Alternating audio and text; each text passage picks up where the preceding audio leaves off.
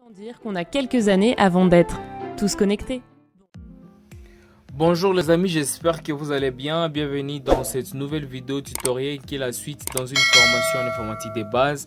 Donc comme on l'a vu dans la vidéo précédente, comment convertir le nombre qui était en système octal vers le nombre en système décimal.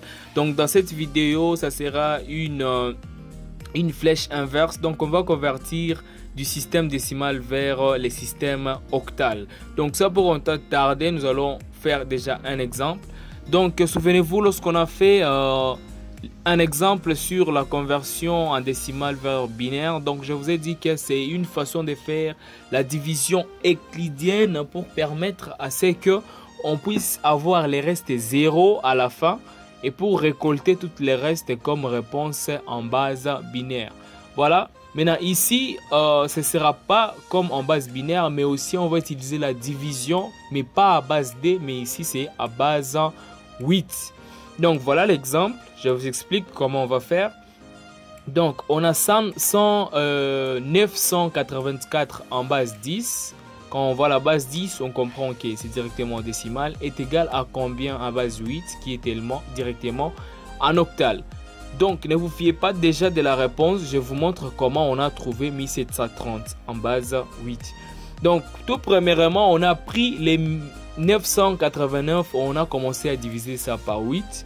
Donc comprenez que lorsqu'on a fait multiplier par 123, on aura le 984 et le reste c'est égal 0. Lorsqu'on va rester avec les 123, on va les diviser aussi par 8. Si on fait 15 fois 8 égale 120 et le reste c'est 3. On va diviser 8 par 2. On va diviser 15 par 8 s'il vous plaît. Qui va faire en sorte que on va trouver 1 parce que si on fait 2 fois c'est égal 16. On va mettre 1, on met 8 et on reste avec 7. On va diviser le 1 par 8 qui va nous permettre de mettre 0. Souvenez-vous qu'on doit avoir 0 ici à la fin. Pour avoir 0 ici et avoir 1 comme résultat. Maintenant, souvenez-vous, je vous ai dit qu'on lit, pour lire le nombre de la réponse, il faut commencer de droite vers la gauche. Mais aussi pour commencer à l'écrire maintenant dans le sens normal, il faut maintenant commencer. Il faut commencer 1, 7, 3, 0 comme c'est ici. 1, 7, 3, 0 comme la flèche tout simplement l'indique.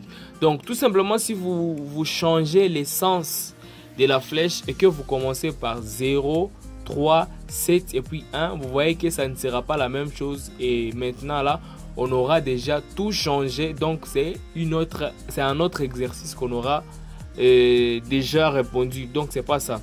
Voilà pour tout ce qui est de la méthode pour convertir le nombre décimal en nombre octal.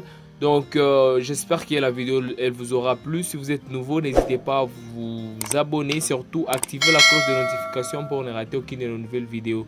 Alors je vous suis, je vous dis bye, on se retrouve dans la prochaine vidéo.